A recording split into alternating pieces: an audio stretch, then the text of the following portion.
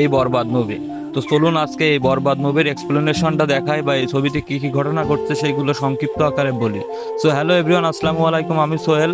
আমি গতকালকে এই সিনেমাটা দেখে আসছি কেশবপুর থেকে সাতক্ষীরা গিয়ে। তো শুরুতেই এই সিনেমাটা সম্পর্কে যদি বলি, আগে শর্ট টাইমেই তো বলতে হবে, তাহলে এই শুরুতেই এই সিনেমাটা শুরু হয় ছোট একটা ঘটনার মাধ্যম দিয়ে আদালত প্রাঙ্গণে, এবং ছবিটা শেষও হয় আদালত প্রাঙ্গণে শাকিব খানের ফাঁসি দিয়ে। ভিতর দিয়ে এই ছবিতে অনেক রসায়ন আছে যেগুলো আর কি আপনারে রোমাঞ্চিত করে তুলবে। আবার এই ছবির ভিতরে অ্যাকশন আছে, ভায়োলেন্স আছে, তারপরে এই ছবির ভিতরে আপনার রোমান্টিকতা আছে, রোমাঞ্চ আছে। মানে এই ছবিতে এক হিসাবে কি নেই। আপনি যদি সিনেমা হলে এই সিনেমাটা দেখেন তাহলে অবশ্যই আপনার সিনেমার প্রেমে পড়তে বাধ্য হবেন। তবে হ্যাঁ, এই সিনেমা দেখার পরে এক বুক কষ্ট নিয়ে বাড়ি ফিরবেন। এই সিনেমাটা শুরুর পর্যায়ে সাকিব খান তাকে মারাত্মক পরিমাণ ড্রাগ অ্যাডিক্টেড মাতাল। তারপরে তোমার মানে একটা রাউডি ছেলে যেমন থাকে, তার বাপের টাকা পয়সার কোনো কিছুর অভাব থাকে না। সে প্রচুর পরিমাণে নেশাপানি করে এবং ফ্রেন্ড সার্কেল নিয়ে আড্ডা দেয়, বিভিন্ন মেয়েদের সাথে টাইম পাস করে, সময় নষ্ট করে। কিন্তু একটা পর্যায়ে গিয়ে যখন নায়িকার সঙ্গে দেখা হয় তখনই কিন্তু নায়িকার প্রেমে পড়ে যায় নায়ক। আর নায়িকা মিতু, তার প্রেমে কিন্তু শাকিব খান পুরোপুরি পড়ে থাকে।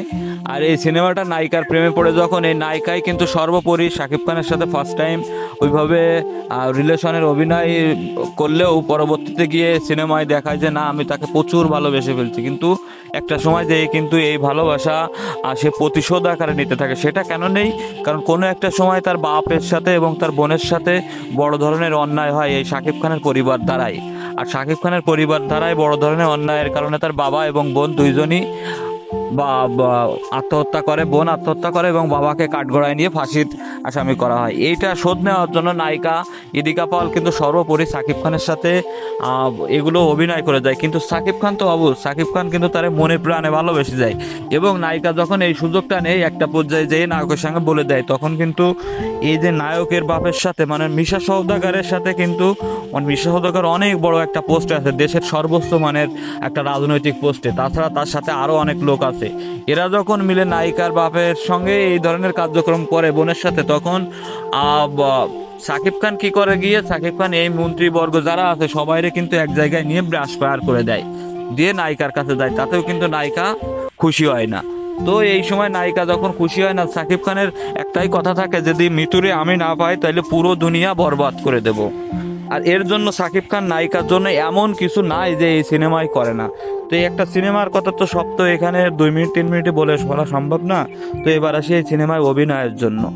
তো এই সিনেমার কিন্তু অভিনয় এতটাই গুরুত্বপূর্ণ। অভিনয়ের ক্ষেত্রে যে লোকগুলো কাস্টিং করা হয়েছে তারা কিন্তু এতটাই চমৎকার অভিনয় করে, যেটা আর কি ছবি না দেখলে বুঝতে পারবেন না। এখানে মিশা সওদাগরের আমি বলবো যে মিশা সওদাগরের অভিনয় এখানে 100 ছিল। মিশা সওদাগর একটা বাবা হিসেবে যে কি কি অভিনয় করা যায়, সে মিশা সওদাগর না দেখলে বুঝবে না একটা ছেলের জন্য বাবা কত কি সহ্য করতে পারে। আর ইভেন এই সিনেমাটায় ছেলের জন্য কিন্তু বাবাও প্রাণ হারায়, নিজেই নিজের মাথায় ফায়ার করে। সাকিব খানের এই সিনেমায় যখন ফাঁসিতে দেওয়া হয় তখন কিন্তু মিশা সওদাগরও মারা যায়। তাছাড়া এখানে সাইড রোলে যে সমস্ত লোকজনগুলো আছে, যেমন যিশু সেনগুপ্ত, তাছাড়া ইন্ডিয়ান আরও দুজন অভিনেত্রী, ইভেন এখানে নায়িকা হৃদিকা পালের কথা তো বললে হবে না। হৃদিকা পালের সিনেমা যারাই দেখবেন, এই হৃদিকা পালের সিনেমা কিন্তু একটা মানে দিন গেলেই আপনি বুঝতেই পারবেন না যে একটা মানুষ এত ভালো অভিনয় কিভাবে করে। আর সাকিব খানের কথা তো মানে বলাই বাহুল্য, সে দিন গেলে নিজেকে নিজেই ছাড়াই যাচ্ছে। তার অভিনয় এত দারুণ এবং নিপুণ দক্ষতার সাথে সে অভিনয়গুলো করছে।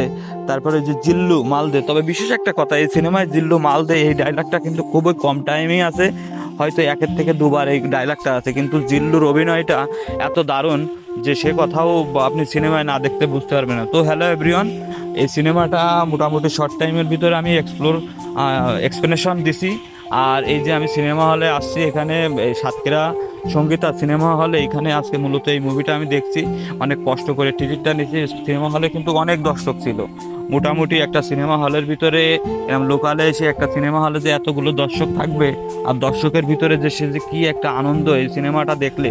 তবে হ্যাঁ, লাস্টে এক বুক কষ্ট নিয়ে আসবেন এই কারণে, কারণ নায়িকাও এই সিনেমায় থাকে না, নায়কও এই সিনেমায় থাকে না। নায়িকাকে নায়ক নিজের হাতেই এই সিনেমায়